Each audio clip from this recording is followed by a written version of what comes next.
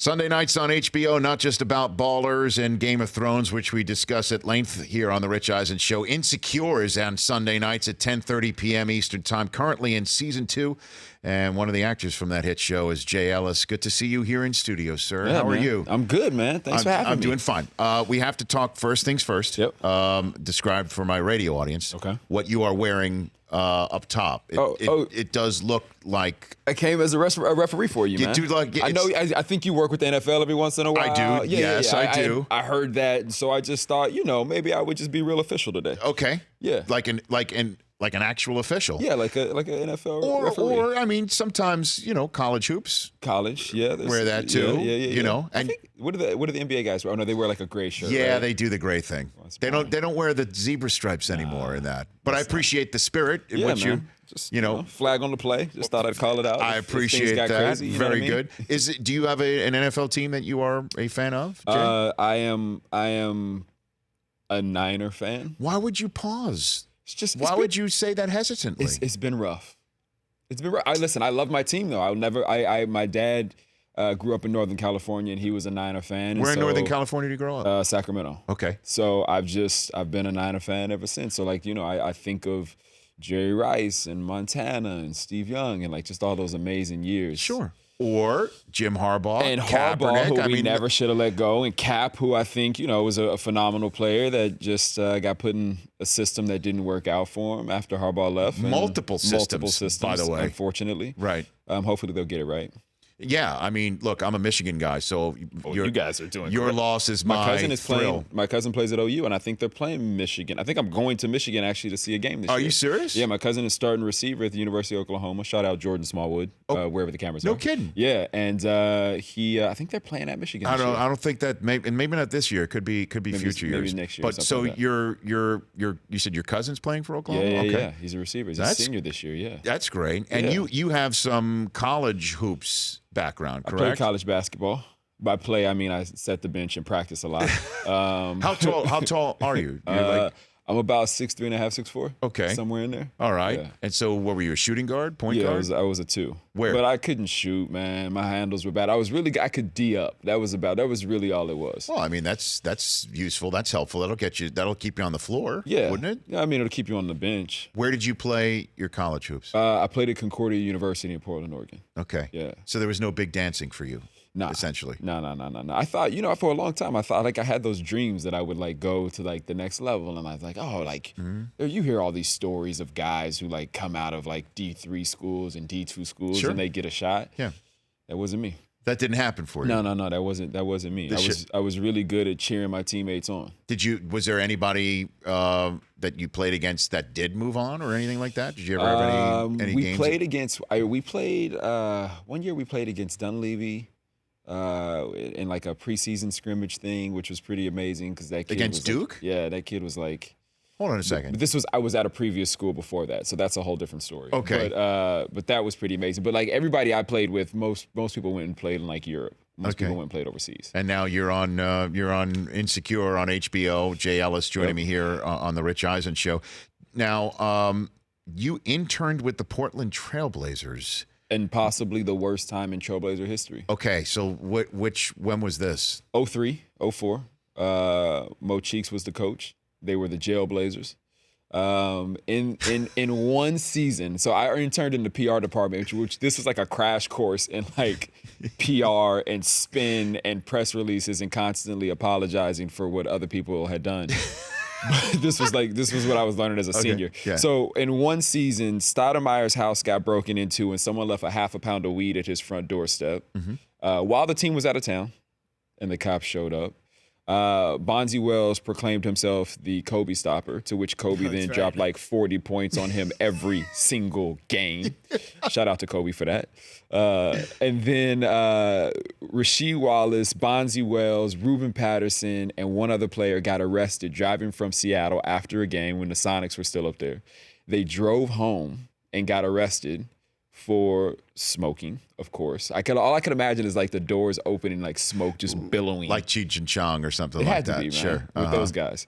It was a pretty rough season. So you're working as an intern in the public relations department. Yeah. What job did you, in fact, have to help spin the Jailblazers? So I did. So like I learned how to write a press release, which never even knew those were a thing at that point. But I also did like on court stuff. Like I did some of the on court marketing. So like when fans come down and they do all the like contests and spin around in a circle and shoot the free throws.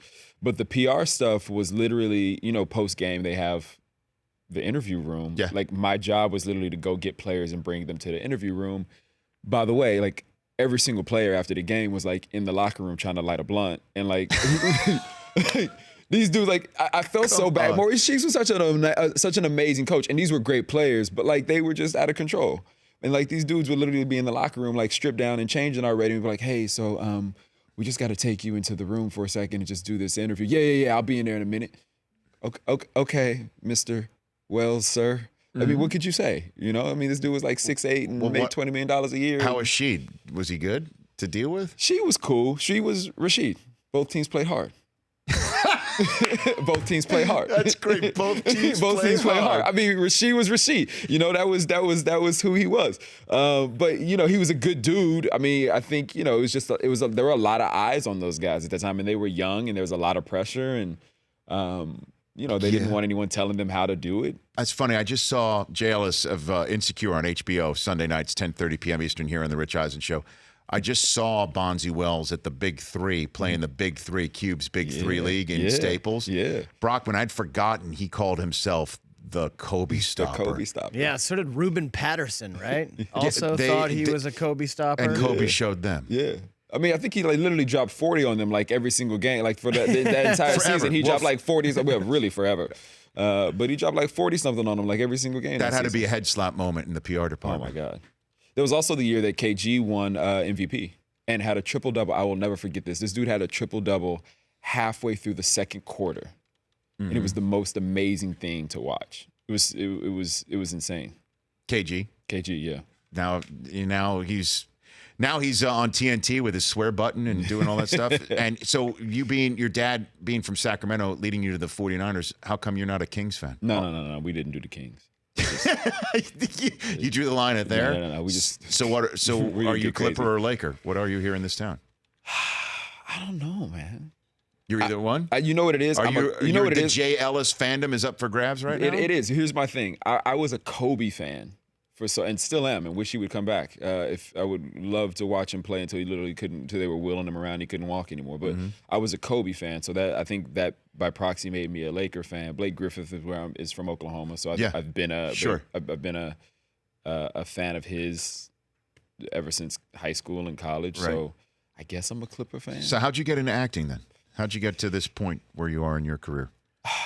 I took a couple classes when I was in college, but I wouldn't tell anybody because I couldn't walk into the locker room after a game and be like, hey, by the way, guys, I'm doing Pippen tonight. If you guys want to come check me out in this play. They might have thought Scotty? They probably. That's the Pippen. That's the only Pippen. That's the only Pippen they knew for sure. Right. Like off the backboard? No, not that Pippen. Not that Pippen. So I ended up moving to New York for a little bit, modeled. That was a horrible experience. I moved to LA and I got to LA and just thought like, oh, I'm gonna be the Fresh Prince. Like somebody is like, there's an agent somewhere waiting for me to I didn't even know what agents were actually. I just thought some person was gonna give me a show. To be the next Will Smith is what you're saying. I was gonna no to Bel Air. Like I'm a few blocks away. Why not? So I got a job working at Sports Club LA, which is now Equinox, below the William Morris Endeavor building, which I know is one where of that the is. big agencies, right? On Cannon Boulevard. Yeah, so I used to think that like, oh, some agent is gonna come in and see me and think, yo, where you been, man? We got like 3 studio movies for you. We're doing an Independence Day reboot, a Men in Black reboot. Like this, you're the guy. We've been waiting for you. Will Smith is looking for like a younger version of him to play in the next Bad Boys. Like, I'm about to do Bad Boys 3. Here we go. Yeah, right. So I got this job working at Sports Club LA. I was handing out towels and locker room keys at 5 o'clock in the morning. My shift was from 5 a.m. to 2. Most agents would walk in and they'd be in their Blackberries like this. Blackberries. Click, click, clack, click, click, clack, clack, clack, clack. Towel, key. Okay, yep, thanks. Click, click, clack, clack, clack. And they never made eye contact. Never would even look up. And so I did that for a few years, and then I got like this part-time job. I was the Al Bundy of the Beverly Center. Like I sold women's shoes in the Beverly Center for a few years. I was just as grumpy as Al Bundy too. I won't lie. Okay. And then a few years later, I had this job and just realized that it wasn't for me, and got into acting class. And I was, felt like if I was going to be in LA, this is what I moved here for. And so I took acting class for a couple years and started auditioning and booking. And now here you are on a show on HBO. Yeah. Part of the Game of Thrones, Ballers, Insecure, and last week tonight. This is really great. So how you enjoying it? Looks like you're having fun on the set of this show and Insecure. Yeah, man, it's a lot of fun. We're a big family. We really get to enjoy like just being around each other, and I think that's really, really cool. And HBO's been so great at just supporting us and supporting the show, and just when we're out doing promo and press and all that stuff, they've just been really, really supportive, and even giving us that time slot, to come on after Game of Thrones and after Ballers, which are two of their biggest shows. It's just like, such a great thing for them. Well, congrats on that. Come back anytime you want. Thanks, certainly man. during the hoop season. We'll see if you're a Clipper or you're a Lonzo Ball guy by that point in time. We'll see that. And let's stay in touch. Come back anytime, Jay. Appreciate it, man. You got to @JR Ellis on Twitter. Don't forget that R for Ramon. We think my grandmother was cheating with a Puerto Rican guy. Is that right? Ramon. we don't know. J. Ramon Ellis, JR Ellis on Twitter here on The Rich Eisen Show. The Rich Eisen Show, weekdays at noon Eastern on radio stations across the country and audience. If you like that, please download our app. There's lots of fun things there other than just more of the videos you just saw. You can call us from the app. You can email us from the app. Just download it. Trust me, you'll enjoy it.